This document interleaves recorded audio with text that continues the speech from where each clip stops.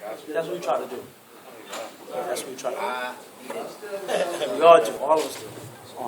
بسم الله الرحمن الرحيم الحمد لله رب العالمين والصلاة والسلام على رسول الله وعلى آله وصحبه ومن تمسك بهديه إلى يوم الدين أما بعد. Before we get started with tonight's lecture on بلوغ المرام في أدلة الأحكام,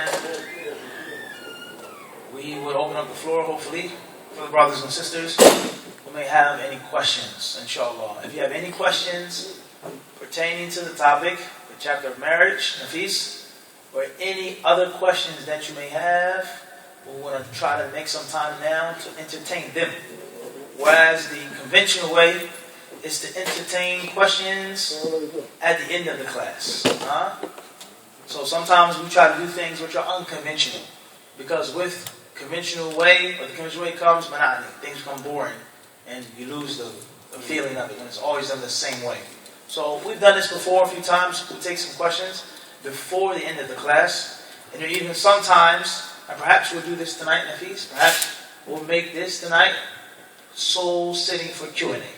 Which is also, inshallah, hopefully it means a benefit for us all. But before we start with these questions, if you may have any, here we have a whole list of questions from brothers and sisters from many different countries and parts of the world. The book Bulugh al-Maram, as we've explained before, is a compilation of hadith. In other words, it is a book that takes from the other classical sources. The author of this book, the great scholar of hadith, Hafidh ibn Hajar, died in the year 852 of the Islamic calendar. 852 of the Islamic Hijrah. He took bigger books and older books, he summarized them, he selected narrations from them, and he put it together topically. And this type of book belongs to the subgenre called Kutub Hadith al-Ahkam, books that deal with narrations of the Prophet ﷺ about the halal and the haram. Starting off with the chapter of water, and the different types of water. Water you can use for wudu, for istinja, for ghusl, tayammum, minces, alright? Vessels and containers. People back in the day didn't have plastic, alright?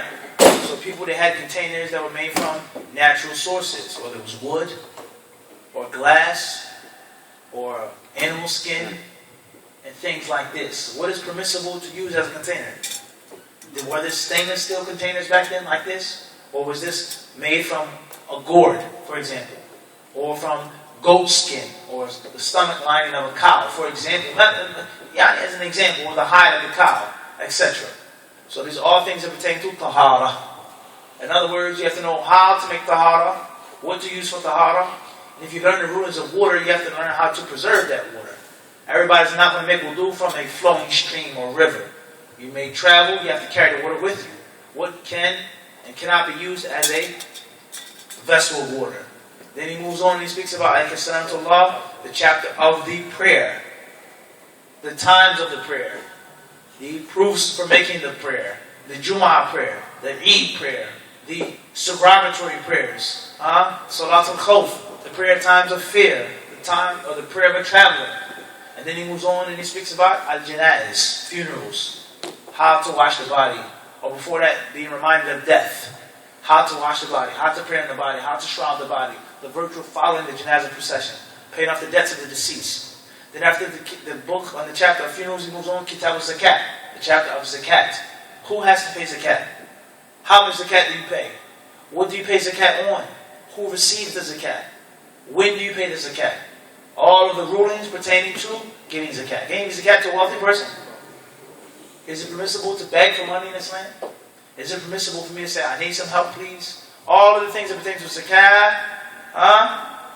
he mentions that. Then the next chapter is the book of fasting. The legislation of fasting. What do you have to avoid when you fast? What is the virtue of fasting? What are the etiquettes of making iftar? What are the etiquettes of suhoor? And then after that, the book of Hajj. The virtue of Hajj, the excellence of Hajj, Umrah, when to make Hajj, how to make Hajj, the Jamarat, Muzdalifah, Arafah, all of the ahkam of Hajj that come from the hadiths of the Prophet ﷺ. And then from there, marriage, buying and selling, writing wills, the book of jihad, and the list goes on. This subgenre of hadith books we've explained in several classes. We call them kutub ahadith al-ahkam. Books on the rulings. Books on the injunctions. The halal and haram. How you're sitting. Is that permissible for you to sit like this?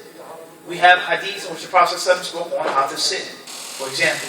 So if you want to know this ruling, one of the first places you would look are these specific books.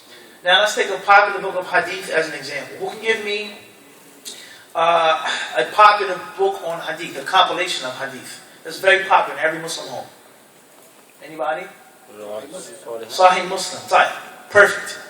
Sahih Muslim, what genre of hadith books does Sahih Muslim belong to? We say Sahih Muslim is a classical book. It was written over 1,000 years ago. And it is a book that is classified as a Sahih or al-Musnad or al-Jami'. It is a book that deals with the 8 main hadith subjects. The 8 main hadith topics. What are those 8, Nafis? We mentioned this in John J. What are the 8 main branches of hadith study that a Sahih book has to deal with? The book cannot be called a Sahih or a Jami' unless it deals with these 8 types. We'll come back to that. Al-Muhim is that it has these 8 topics in it with the chains of narrations going back to the companion to the Prophet ﷺ. Then after Imam Muslim came other ulama, the 3rd, 4th, 5th, 6th, 7th, 8th, 9th century, and they compiled books from the bigger books, like a ship. You have a large ship. The ship doesn't come so close to the coast. It's not the case. A smaller ship comes. Canoe or whatever. The water is too shallow, too rocky. So we have smaller ships that break off from the bigger ship. This is an example. So therefore, let's give an example of a book of hadith that comes from a bigger book. He said, Riyadh al-Salihin of Nawawi. Everybody know Riyadh al-Salihin? You're not going to go to masjid except you're going to find the book. Gardens of the Righteous. It's a famous book of Nawawi, who died in the 7th century. It's called Riyadh al-Salihin, the Gardens of the Righteous, okay? Fi kalami Sayyid al-Mursaleen, the speech of the best of the messengers. In other words, Nawawi compiled this book, and he's speaking about something specific, not in this book. Nawawi's book is classified as Kutub al-Targhib wa Tarhib, the books of inspiration and intimidation. He compiled this book to teach you, to inspire you to do good deeds, and to intimidate you from doing bad deeds. And he's not dealing with legal issues. He's not dealing with legal issues. How to pray. But he's going to talk about in the book the virtues of prayer. The duha prayer. The ishraq prayer. Okay, everybody understand this? Bulugh al-Maram is going to deal with the legal injunctions. Hukum, the ruling of Allah and His Messenger. Everybody understand this? So in the hadith culture, there are different types and different classes of books. Not all hadith books are the same.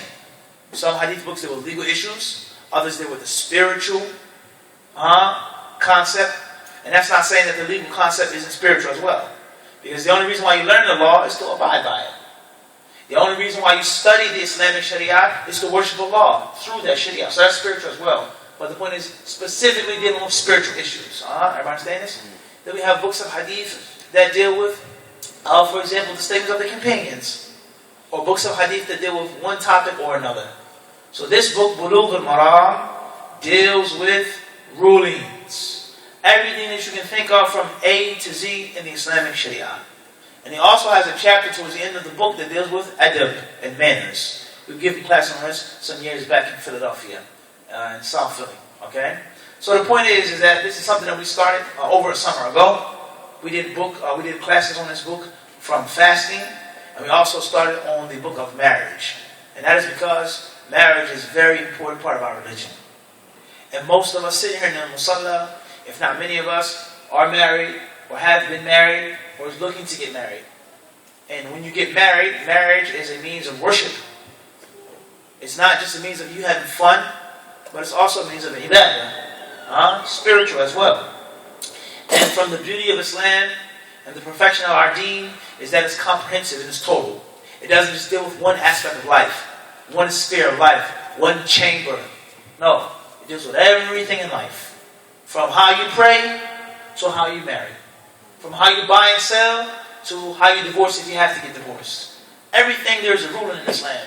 And the purpose behind this is to constantly keep the slave connected and intertwined with his Lord.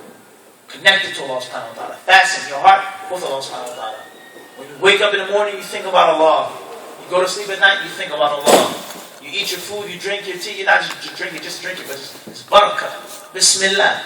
Is it permissible to drink or eat without saying Bismillah? Can I drink or eat with my left hand? Can I drink khamr? These are rulings that pertain to foods, eating and drinking.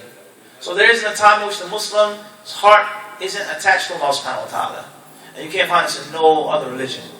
And no other faith or spiritual way. There's spirituality, there is devotion, there is sacrifice. But what do I do? What is the practicality of this spiritual way? Everybody understand this? So it's very important. There's a whole lecture in itself we don't want to give again, even though it is a benefit for us all. But it's very important for us to understand the importance of the Prophet sallallahu alaihi wasallam's sunnah and the status that the hadiths of the Prophet have in our daily lives. Everybody clear with this? So if you want further clarification, further understanding, further benefit, please, bi-idhnillahi subhanahu wa ta'ala, go back to the recordings. In any other classes that we have done, and the lectures that we've given in this masjid, and many other masjids, you can find them on the YouTube channel, Hadith Disciple. Hadith Disciple. HADITHDISCIPLE. Hadith Disciple.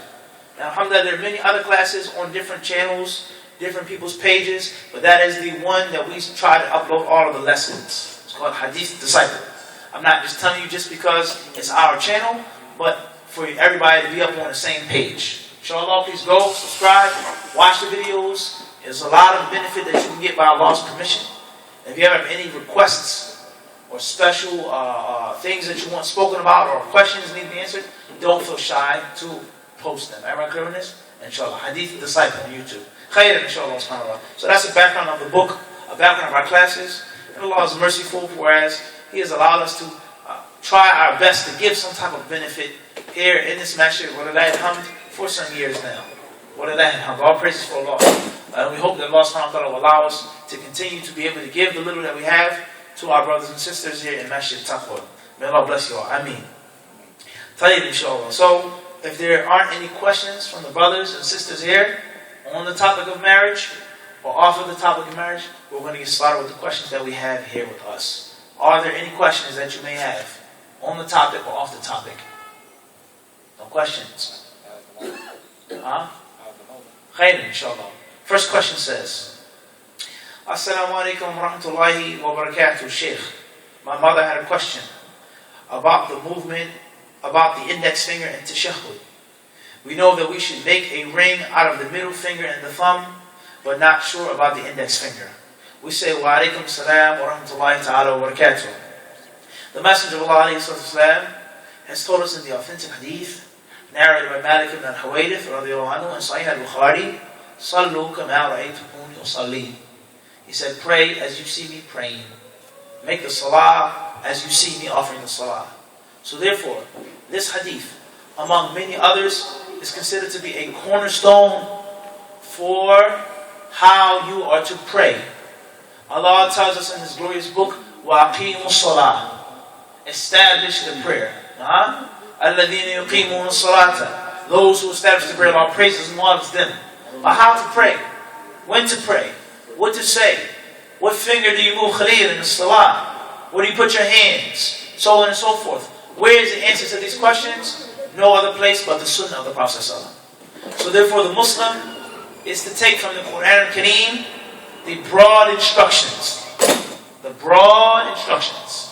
And the specific details, the specific points is to be taken from the Sunnah of the Prophet ﷺ.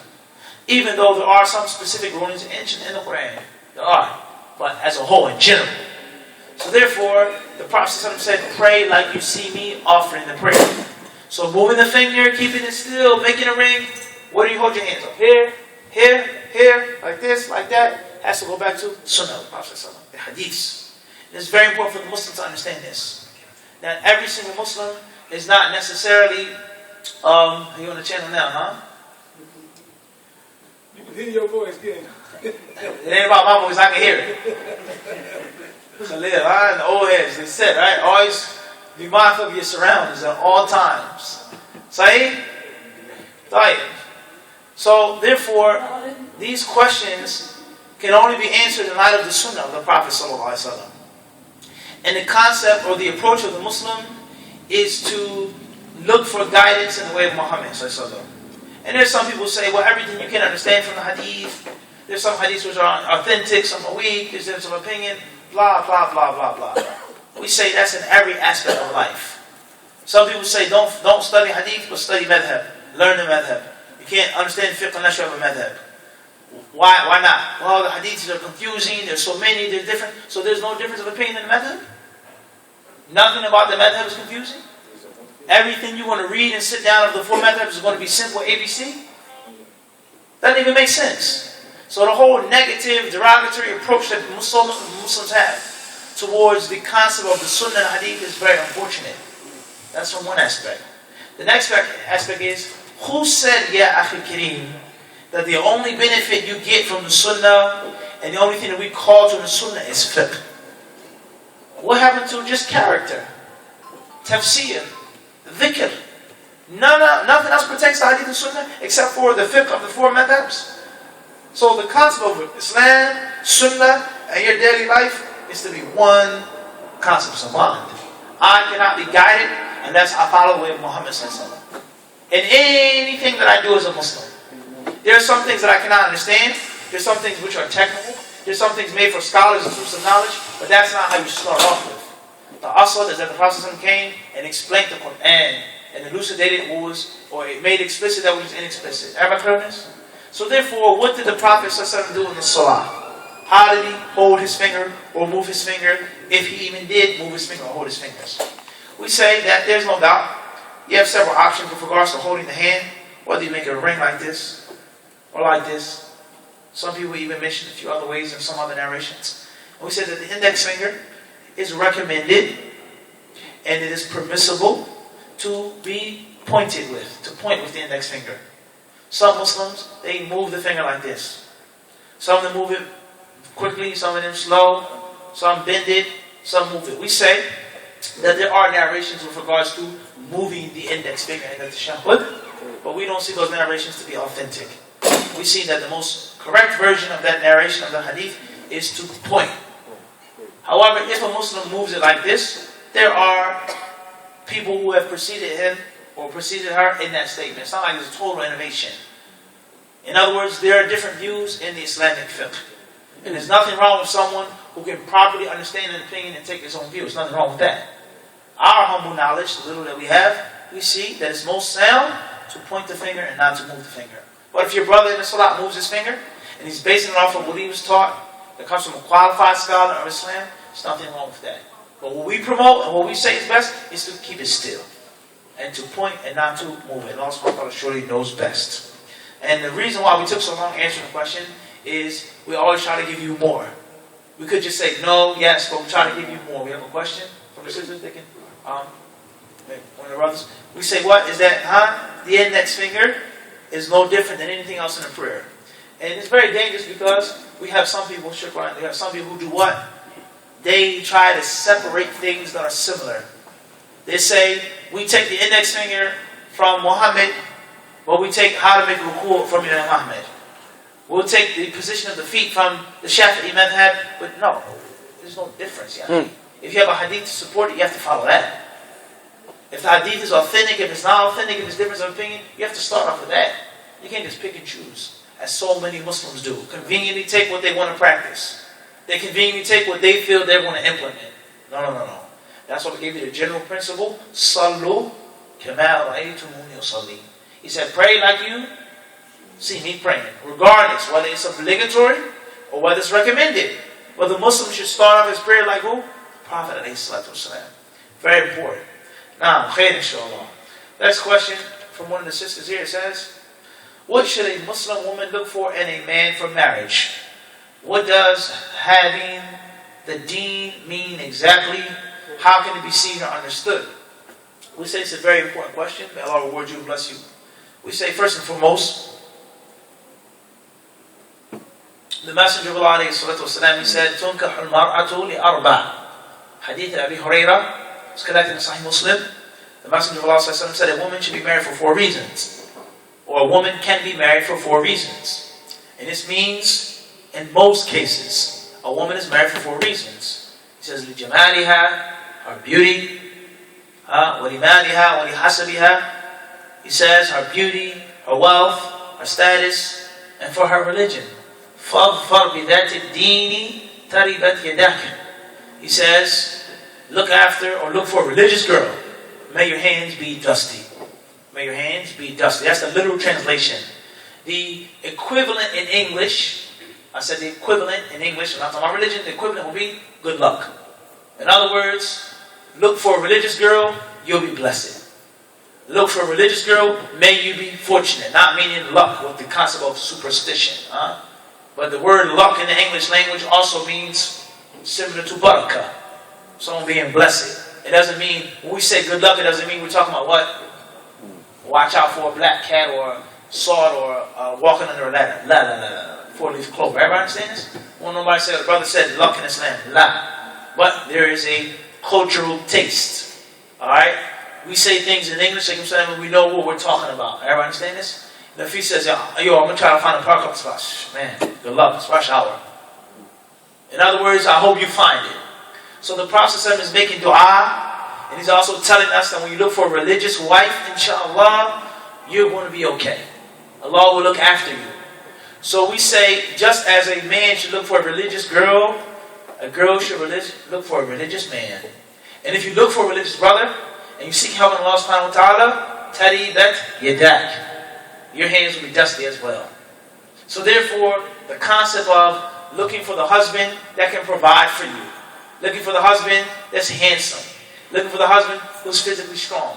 Looking for a husband who has a good family background. These are all important. It's very important to have a husband that you're attracted to. To have a husband that can fulfill your desires in a permissible manner. It's important. To have a husband that can provide for you financially. It's not about, I say being a gold digger or finding out, but someone that's going to feed you and give you clothes. It's important. It's from the deen. However, the biggest thing, the most important thing, the beginning and the end is the deen. And inshallah, if a brother has good religious practice and good Islamic character, very seldom he's going to abuse you, mistreat you, and berate you. Very seldom. Because not only does he pray, but he also has khuluq, good character. And they aren't the same. Somebody could be in the masjid 5 times a day, read the Quran, memorize the Quran, and he can have bad character. He can have an anger problem, curse, swear, he can be abusive. And the list goes on, he can be impatient. So if a husband has religion and good character, that is the husband that you should look for. What is meant by this is not an angel, Ahmed. It doesn't have to be an angel. It's not someone who has no sin, no mistake, because you're not going to find that. Superiority, perfection, flawlessness is for Allah subhanahu wa ta'ala. No one else. Nobody else. So every man, no matter how righteous and pious, no matter how knowledgeable and wise, he's going to have a shortcoming, a mistake, a flaw. And every woman, no matter how beautiful she is physically, she's going to have a flaw in her physically. No matter how righteous she is as a woman, she's still a woman. She's going to have a mistake one way or another. And there are some people who have a lot, and there are some people who have a little. Some people have just a small 10% blemish. Some people have 20%, 30%. Well, how can that? Some people's character, unfortunately, some people's deen is in the low end of the scale, of the high end. I think the low end is heavier. Everybody understand this? So the concept of looking for a perfect man is impossible. It's not going to happen. But you should look for a man whose good outweighs his bad. His good is more than his bad. You should look for a brother who in most cases is upon obedience. In most cases. In other words, 7 days out the week he's in the masjid, inshallah, for 5 days, 6 days, 4 out of 7. The man should be in the masjid every day, but let's say he's far from the masjid, or he has a crazy work schedule, something like this. But in most cases, he's in the masjid. Everybody understand this? In most cases, he lowers his gaze. He may look at something by accident or fitna overwhelms him, something like this. But in most cases, he tries to lower his gaze. Everybody understand this? In most cases, he doesn't curse. He may curse from time to time, lose his temper over a parking spot. It's possible. It can happen. But not all of the time. So therefore, the majority is what is meant. As far as how can it be seen or understood, then first and foremost, the true believer is the one who looks with the sight of Allah subhanahu wa ta'ala. As is stated in the Hadith of Abi Hurairah, that when the slave continues to seek closeness to Allah, continues to perform supererogatory acts, Allah says, وَبَصَرَهُ الَّذِي يُبْصِرُ بِهِ, I will become the sight with which he looks. In other words, Allah is going to protect your sight and allow you to see what needs to be seen. In other words, we have sight and then we have perception. We have sight and we have perception. Sight is weak, perception is strong. Everybody can see, but how many people perceive? Everybody understand this? So therefore, the closer you are with Allah, the tighter your relationship is with Allah, the more you pray, the more you fast, the more Quran you read, the more Allah allows you to see. And to have not just vision, but insight. You can see things ahead of time. You can see through things that the average person can't see. Everybody understand this? This is very important. Just like somebody who eats healthy and who drinks healthy. Your eyesight is stronger than the person who doesn't eat or drink healthy. You can see certain things. It's dim outside, but you still see like it's lighttime. So when your heart is healthy, you have a relationship with Allah subhanahu wa ta'ala, and most importantly, you ask Allah for guidance. You beg Allah for guidance. Oh Allah, please allow me to find a good husband. Oh Allah, please allow me to meet a righteous brother. Oh Allah, please allow me to make the proper decision. When you do that, then that, you will be able to see it. And perfection is for Allah subhanahu wa ta'ala. So therefore, you have to seek help in Allah first and foremost.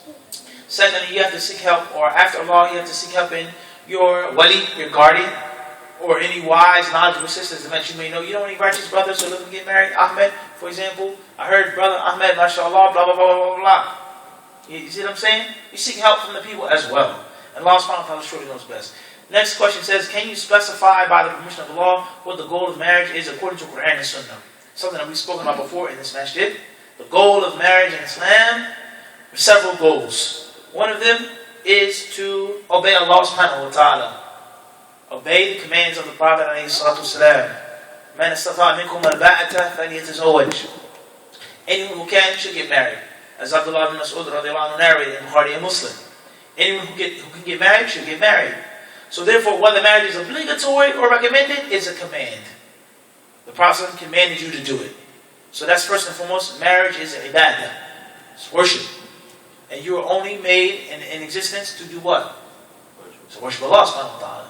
Secondly, from the wisdoms of marriage is to make more Muslims. It's to increase the Islamic ummah.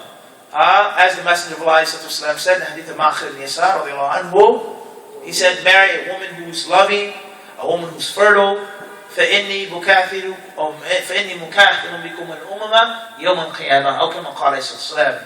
He said, marry a woman who's loving, a woman who's affectionate, a woman who can produce many children. For indeed on the day of judgment, I will boast and brag about my followers. On the day of judgment, the other prophets come, the other messengers come, I'm going to brag and say, I have the most followers. So this hadith teaches us that you should have as much children as you can. Now, what do people say in the 21st century, the 20th century, in this country, in that country, this philosophy, that's their story. But the Islamic Sharia says, have children. The Islamic Sharia says, make children. There's one hadith among many others. So therefore, from the purposes of marriage is to increase the Muslim ummah. And the children, without a doubt, bi'idhnillah subhanahu wa ta'ala, are means of barakah. They are means of khair. They are means of happiness, a means of splendor. And only those who cannot have children, those who are sterile and barren, know the pain of not having children. And it goes to show you that the human being is ungrateful and ignorant. People have children that complain about children. I want to have an abortion. Oh, good thing I had a miscarriage. We have to use protection or contraceptives and so on and so on and so forth. But the man who can't have a son, the woman who can't have a daughter, only Allah knows the pain that they experience. I've been trying to have a son with my wife for 10, 15 years. People adopt children, all kinds of stuff. So children are blessings. Children are something that you fear. Sometimes you look down upon, I don't want no more kids. Too many kids. I'm too old. I want to have a bunch of babies running around when I'm this old. I want to have fun and enjoy my life. That should not be the approach and the attitude of the Muslim. Let alone the fact you never know when you're going to need those children. You never know when you become old and sick and tired. Or even before that. You don't know those children. They're going to make dua for you. It's going to pray for you. Oh Allah, forgive my father. Have mercy upon my father. As the Messenger of Allah said in authentic hadith, when a person dies, all of his deeds will stop except for 3. And he mentioned from those good deeds, he said, "O waladin salihin yad'u lahu." He says, or a righteous child that will pray for you. A righteous child. And how does a righteous child come into existence except through marriage? So therefore, the list goes on of the benefits of having children in Islam. Another goal of marriage, without a doubt, is a person to protect his or her chastity, and also to permissibly enjoy the desires that Allah has put in you. Allah has created in every man and every woman the inclination to the opposite sex, not for the same sex, as we said before. That is unnatural. That's unnatural. No matter what they say, science is unnatural. It's not right. Allah has made the inclination for the male to be attracted to the female, and the female to be attracted to the male. And Allah has placed in the human being sexual desires and lusts. So from the purposes of marriage is for the Muslim to fulfill those desires and to fulfill that lust in a permissible, clean way. There's nothing wrong with that. So there are people, therefore we have people who say, oh, you just want to get married because you want to be with a woman. Or you just want to get another wife because you want to have more love, more intimacy with another woman. One is not enough for you, you're greedy. So on and so on and so forth. The Prophet would have married women for this reason. The Prophet only married women who were divorced. He only married women who were widows, women who were old, women who were slaves, women. We say that is all nonsense. That's nonsense. From the wisdoms of marriage is for a person to enjoy the permissible things that Allah has made. So if a man said, I want to get married because I want to have sexual intercourse in a permissible way, there's nothing wrong with that. Now, along with that intercourse comes responsibility, yes. Along with that relationship comes rights. There's no doubt about that. But for a person to say, I'm lonely, I'm tired of being by myself, I'm this, I'm that, there's nothing wrong with that. If a man has one wife, and he treats her correctly and properly, he's just, he feeds her, he clothes her, he gives her medicine, he gives her a place to stay, and he says, I want another wife. And she says, why? I'm not good enough for you. What do you need another wife for? You just want to marry another wife because of this and that. There's nothing wrong with that. And for someone to say that you can only get married, or you can only get more than one wife for the purpose of spreading the Muslims or helping out a sister, that's wrong. The Messenger of Allah he says, وَأَتَزَوَّجُ النِّسَاءَ Anas radiallahu anhu narrated in Bukhari and Muslim, the Prophet said, I marry women. And the hadith of Sa'd ibn Sa'd al-Sa'idi radiallahu anhu in Bukhari and Muslim, the woman came to the Messenger of Allah and she offered herself to him. What did the Prophet do? He looked at her from top, bottom, and he says, no thank you. He was a human being, sallallahu alayhi wa sallam. He was the Prophet of Allah, the Messenger of Allah, but he was a human being. So the concept of marriage, why do you get married? We've just mentioned 3 reasons. And I'm sure there are more wisdoms. But these are the main 3 reasons why a person is to get married. Wallahu a'lam. Next question says, what are the rights of the husband? We say the rights of the husband, first and foremost, is for a woman to live with her husband in an honorable fashion, an honorable manner. Regardless of obeying him, his rights, but just to live with him in an honorable manner. And this is something that I'm sure every Muslim woman knows, or most Muslim women know, but they don't implement it. Before we get to, listen to what I say. Do what I say do. Give me my rights to live with your husband in an honorable fashion. Not to be sarcastic, not to be nasty and crabby, and always have something smart to say, and something back to say, and give your husband a big fuss, and do everything slow, dragging your feet, okay, whatever. That's wrong. And many Muslim sisters, they do this. And they don't understand that this is against the Kitab and the Sunnah. She'll obey her husband. She'll listen to him. But she has to drag her feet. She'll do what he says to do, but she'll get sarcastic with him. Do I have to do it right now? So on and so forth. You only call me when you want this, blah, blah, blah, blah, blah. That's wrong. So we say the first thing is to live with your husband honorably. in a good, respectable manner. And the same applies to men. وَعَاشِرُهُنَّ بِالْمَعْرُوفِ. Allah says in the Quran Kareem, and treat women honorably. The 4th chapter, treat women honorably.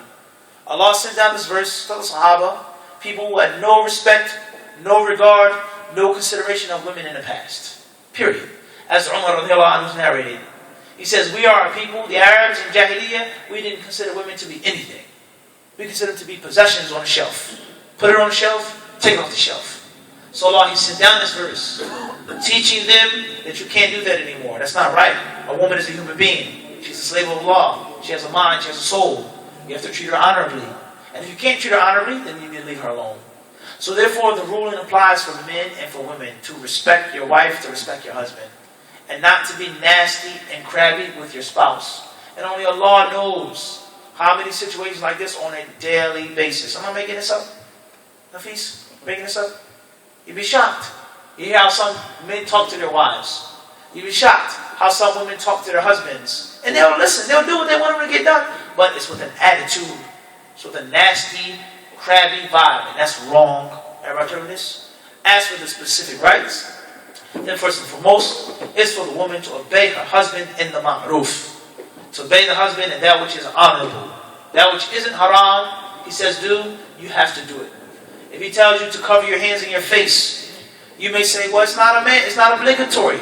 I don't have to cover my hands and the face. I'm not of that opinion. I come from this country, we don't cover our hands and our face. If your husband says cover your hands and your face, ask the question, is covering the hands and face haram?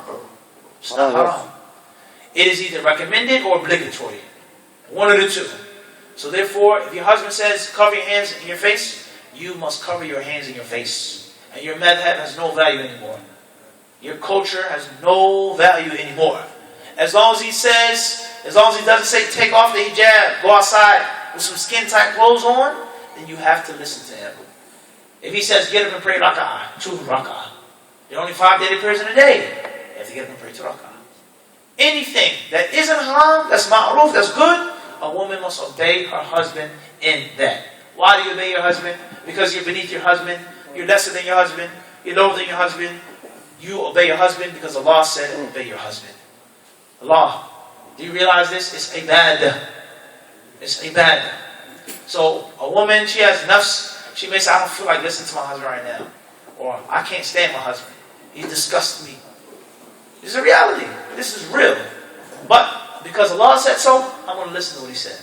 I want to do what He says, and I'm not going to have an attitude problem. That's the woman that's going to go to Jannah. Because she has successfully made jihad enough. She's fought herself. She stifled her own feelings, and she's put forth the commandments of Allah and His Messenger. So the first right that the husband has over his wife is that he or she is to obey him in everything which is ma'ruf. Everybody clear on this term? Anything that isn't haram, you have to listen to your husband according to the best of your ability. Alright? Secondly, is that you preserve his wealth in his absence. You don't be someone who's a spendthrift, waste his money, waste all of his wealth, destroy his property. Also, you have to keep your husband's honor sacred and safe. Keep his secrets, very important concept. Not your girlfriend, not even your girlfriend, Sister Fulana. She is not to know the secrets and the intimate things between you and your spouse. You guys had an argument last night. You felt your husband making this type of sin. He did this, he lost. That's his right that you preserve it. And you keep it hidden from everyone, even after the marriage. That's another concept. People get divorced and then they want to embarrass the spouse. Yeah, he used to do this, and he used to do that, and he was this and he was that. La, la, la, la, la. La, you don't do that. And the same applies to the men. You don't go spread the sister's secrets. As the Prophet said, it's from the worst of people on the Day of Judgment. Those who sleep with a woman and then spread the secrets of that woman. So from the rights that the husband has over the woman is that she keeps his secret a secret. She protects his honor and she defends his honor, especially in his absence. Everybody clear on this? So therefore, also another right is that she, whenever he invites her to have relations, that she allows him to have relations with her.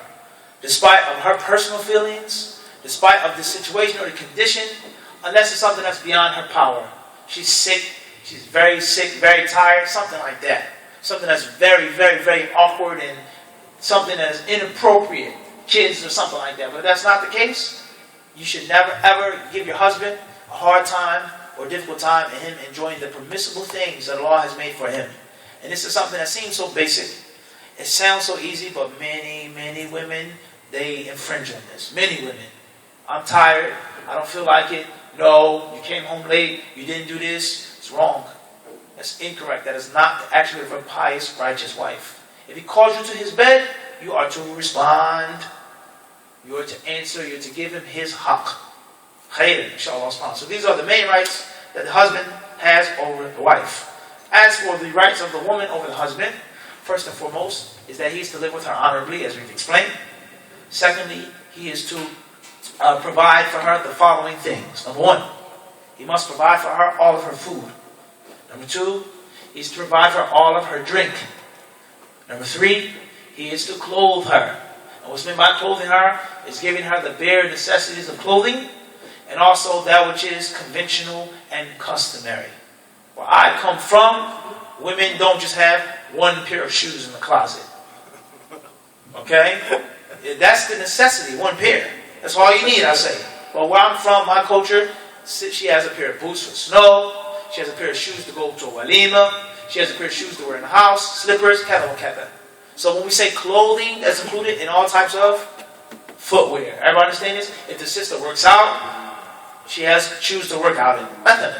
Clothes. She has to have pants or a skirt, if you think pants are haram for women to wear, if you say that. She has to have something for the lower part of her body, the upper part of her body, her underclothes, everything that pertains to clothing. Hijab, khimar, whatever she needs, socks, anything that pertains to what? Clothing. And it all depends on the person's means. Someone who's rich and wealthy is not like someone who's barely getting by. Everybody understand this? Someone who has a lot of money, he has different responsibilities of the man who has just a little bit of money. Well, how can that? Alright? The next responsibility is that he provide clothing or lodging for her. He must give her a place to stay. And that goes back to the time and the place and the custom of the people. Alright? If where you come from, New York City, Brooklyn, New York, for example, having a bait means an apartment is overpopulated, the price of rent is sky high, there's nothing wrong with living in a studio or a 2-bedroom apartment, that's fine. But that's not someone who lives in, for example, Colorado. For example, here in Colorado, you getting your wife a 1-bedroom apartment is considered to be oppression. You have to have a house. She has to have a yard, a front yard and a backyard, a basement and an attic. The cost of living, the custom, the culture of the people, it varies from what? Time to time. So to have your wife cooped up in one room and say, here, this is your bait, this is your lodging, that's oppression. Because that's not from your culture, and you wouldn't be pleased if somebody put you in there like that. So whatever it is in your means and what your culture. Everybody clear on this? If you have a lot of wealth, you have to have your wife in a house. You can't have her living in some apartment paying rent every month. So it's not right. If you have a little bit of wealth, you do what you can.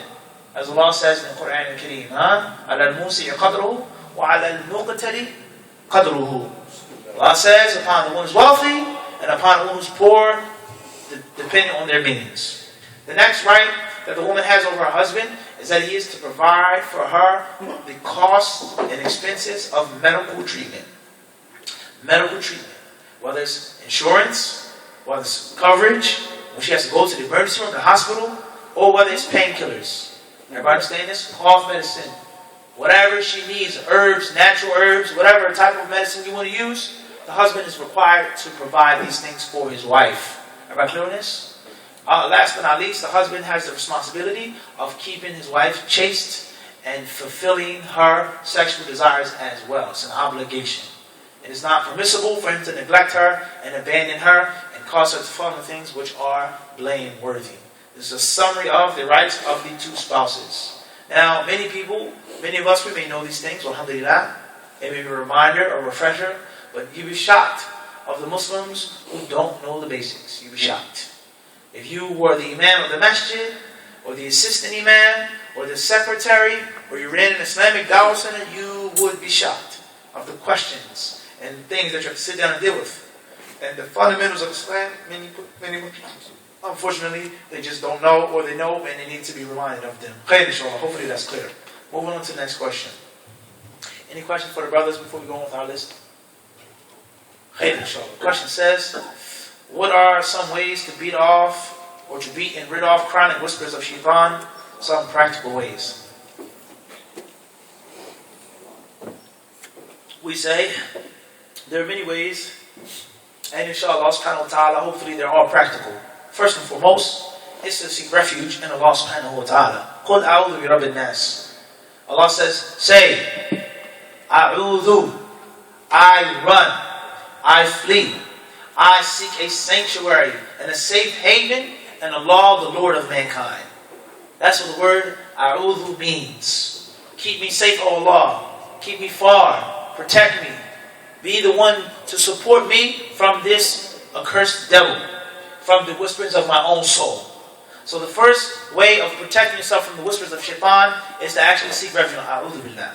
And not just how we say it. Some people say it laughing, joking. Say A'udhu Billah and they're laughing. Or they say A'udhu Billah and they keep looking at something they're not supposed to look at.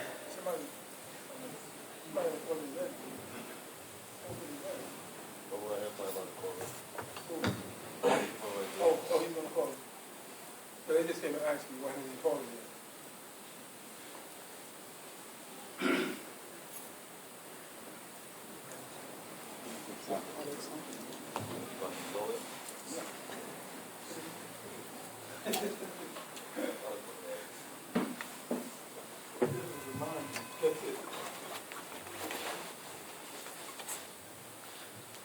Allahu Akbar, Allahu Akbar. Allahu Akbar,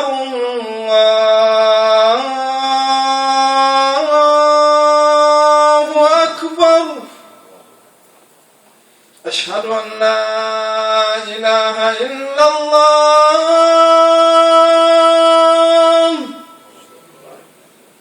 Ashhadu an la ilaha illallah.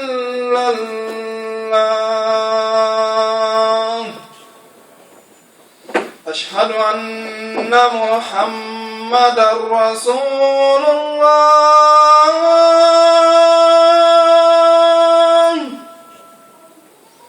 أشهد أن محمدا رسول الله.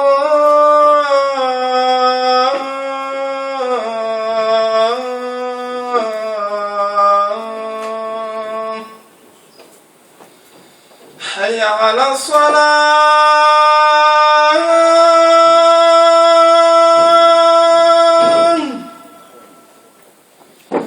حي على الصلاة.